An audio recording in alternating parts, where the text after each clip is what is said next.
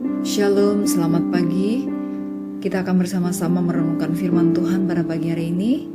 Kita datang kepada Tuhan terlebih dahulu di dalam doa. Terima kasih Tuhan, kami sangat mengucap syukur untuk kesehatan, kekuatan, anugerah Tuhan dalam kehidupan kami sampai saat ini. Biarlah hikmat dan tuntunan Tuhan menyertai kami dalam kami merenungkan firman-Mu. Di dalam nama Tuhan Yesus kami berdoa. Amin. Pembacaan Alkitab terdapat di dalam Habakuk pasal 1 ayat 5 sampai dengan ayat yang ke-11. Habakuk pasal 1 ayat 5 sampai dengan ayat yang ke-11. Firman Tuhan berbunyi demikian. Penghukuman yang dijalankan oleh orang Kasdim. Lihatlah di antara bangsa-bangsa dan perhatikanlah, jadilah heran dan tercengang-cengang sebab Allah melakukan suatu pekerjaan dalam zamanmu yang tidak akan kamu percayai jika diceritakan. Sebab sesungguhnya akulah yang membangkitkan orang Kasdim, bangsa yang garang dan tangkas itu, yang melintasi lintang bujur bumi untuk menduduki tempat kediaman yang bukan kepunyaan mereka. Bangsa itu dahsyat dan menakutkan, keadilan dan teluhurannya berasal daripadanya sendiri. Kudanya lebih cepat daripada macan tutul dan lebih ganas daripada serigala pada waktu malam. Pasukan berkudanya datang menderap, dari jauh mereka datang, terbang seperti Raja Wali yang menyambar mangsa. Seluruh bangsa itu datang untuk melakukan kekerasan. Serbuan pasukan depannya seperti angin timur, dan mereka mengumpulkan tawanan seperti banyaknya pasir. Raja-raja dicemoohkannya dan penguasa-penguasa menjadi tertawaannya. Ditertawakannya tiap tempat berkubu, ditimbunkannya tanah dan direbutnya tempat itu. Maka berlari mereka seperti angin dan bergerak terus. Demikianlah mereka bersalah dengan mendewakan kekuatannya. Judul renungan kita pada pagi hari ini yaitu Semua dalam Kendali Allah. Ada seorang penguasa Kristen mempunyai urusan bisnis penting di kota lain. Sebelum berangkat naik pesawat ke sana, ia telah berdoa kepada Tuhan agar perjalanan lancar dan urusan bisnisnya sukses. Akhirnya dia menuju ke bandara udara diantar oleh sopirnya. Namun apa mau dikata, perjalanan menuju ke bandara agak macet dan di tengah jalan ban mobil pecah pula. Akibatnya, ia pun ketinggalan pesawat dan marah-marah kepada sopirnya karena tidak periksa kondisi ban sehingga dia harus kehilangan proyek bisnis penting.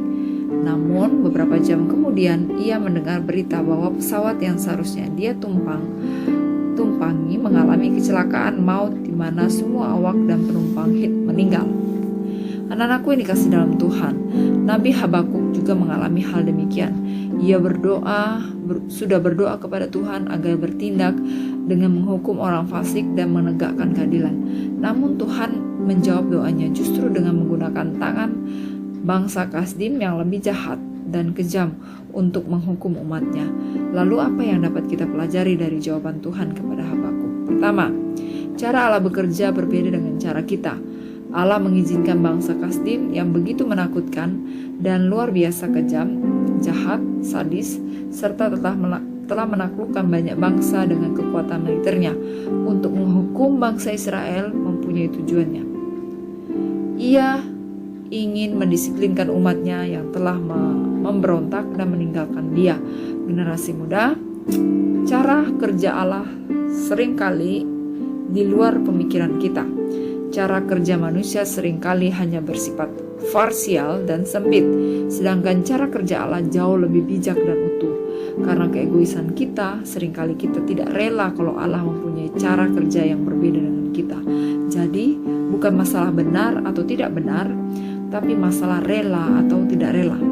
Kedua, semua peristiwa yang terjadi dalam hidup umatnya ada dalam rencana dan kendali Allah. Allah menyatakan bahwa semuanya itu terjadi bukannya tanpa sepengetahuannya. Sebaliknya, semuanya itu berada dalam rencana dan kendalinya. Dialah yang membangkitkan bangsa Kasdim yang fasik dan kejam itu untuk menghukum bangsa Israel. Tentu saja tanggapan Allah itu sangat mengejutkan Habakuk. Tetapi justru disinilah dinyatakan kepada kita bahwa semua peristiwa yang terjadi di dalam hidup umatnya ada dalam rencana dan kendali Allah. Oleh karena itu, Sudah seharusnya kita mempercayakan diri kita kepadanya dan yakin bahwa Allah tahu yang terbaik buat kita, anak-anaknya. Anak-anakku ini kasih dalam Tuhan, ketika banyak hal terjadi dalam hidup kita tidak seperti yang kita harapkan, sadarilah bahwa cara Allah bekerja memang berbeda dengan cara kita. Dan percayalah bahwa Allah memiliki rencana yang terbaik untuk kehidupan kita. Mari kita berdoa. Terima kasih Tuhan, Engkau mengingatkan kami melalui firman Tuhan pada pagi hari ini. Ketika kami menginginkan sesuatu dan hal yang lain berbeda terjadi dalam hidup kami. Nah, dari hal itu ya Tuhan, kami harus belajar bahwa hidup ini ada dalam otoritas Tuhan.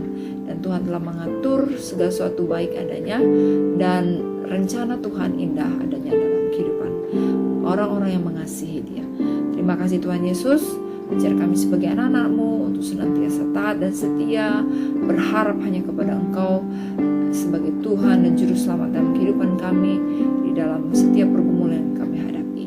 Tuhan Yesus, kami serahkan seluruh aktivitas hari ini ke dalam tangan-Mu. Di dalam nama Tuhan Yesus kami berdoa. Haleluya. Amin. Demikian renungan kita pada pagi hari ini. Tuhan Yesus memberkati. Selamat berangkat.